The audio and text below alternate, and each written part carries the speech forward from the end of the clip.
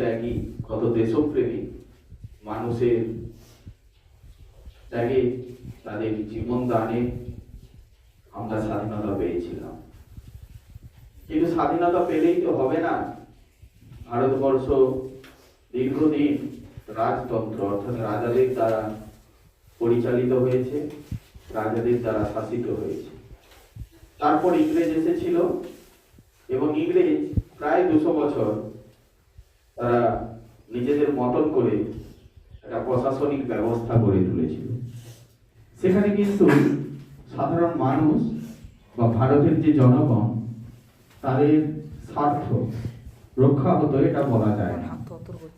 কিছু ইংরেজ হয়তো আমাদের কিছু উন্নতির কথা ভেবেছিলেন, কিন্তু একদম আপামর জনসাধারণ, তাদের যে স্বার্থ, তাদের যে উন্নতি কি করে হবে, প্রত্যেকটি মানুষ কি করে ভারতে নির্বিঘ্নে থাকবে, তার জন্য কিন্তু একটা শাসনতন্ত্র দরকার।